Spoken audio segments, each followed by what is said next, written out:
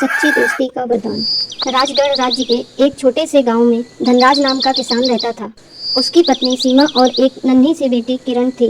धनराज मेहनती, ईमानदार और सीधा साधा आदमी था। एक दिन खेत में काम करते समय सीमा बोली, देखना धनराज, इस बार हमारी फसल बहुत अच्छी होगी। धनराज ने मुस्कुराते हुए कहा, हाँ सीमा, मेहनत का फल कभी खाली नहीं जाता।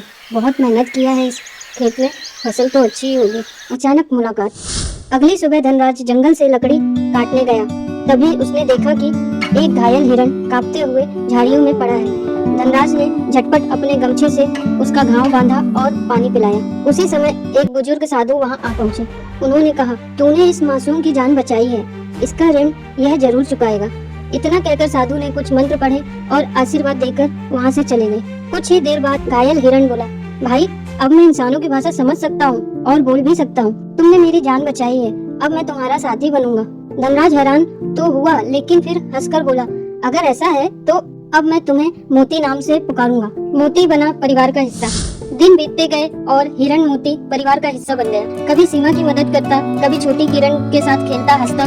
गाँव के लोग कहते, धनराज के घर का हिरण जैसे इंसानों से भी समझदार है। धनराज ने मोती को खेत में भी साथ ले जाना शुरू किया। मोती मेहनत से हर काम करने लगा। बैलों को हाँकना, मिट्टी पहचानना, यहाँ तक कि बरसात आने से पहले मौसम का अंदाजा देना। समस्या का साया।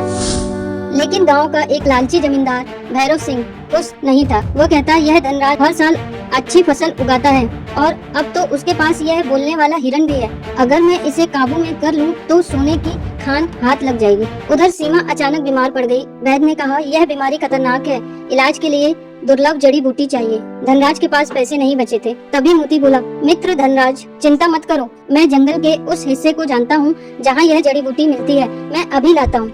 मोती का बलिदान। मोती रात भर जंगल में भटकता रहा, लेकिन जैसे ही जड़ी बूटी लेकर लौट रहा था, तभी भैरव सिंह के आदमियों ने उस पर हमला कर दिया। मोती घायल हुआ, फिर भी वह जड़ी बूटी लेकर भागता हुआ धनराज के घर पहुंचा। सीमा को यह दे दो, यही उसे बचाएगी। यह बोलते बोलते मोती की सांसें टूट गई और मोती इस दुनिया से चला गया। धनराज, सीमा और किरण फूट फूट कर रो पड़े।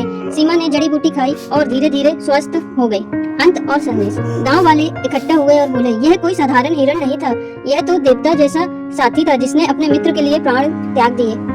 धनराज ने मोती की याद में खेत के बीचों बीच बरगद का पौधा लगाया। वह पेड़ आज भी मोती वृक्ष कहलाता है। लोग कहते हैं, सच्चा साथी वही है जो आपके सुख दुख में साथ दे, चाहे वह इंसान हो या जानवर। और कभी कभी जानवर इंसान से भी बढ़कर अच्छे दोस्त बनकर अपनी वफादारी निभाते हैं।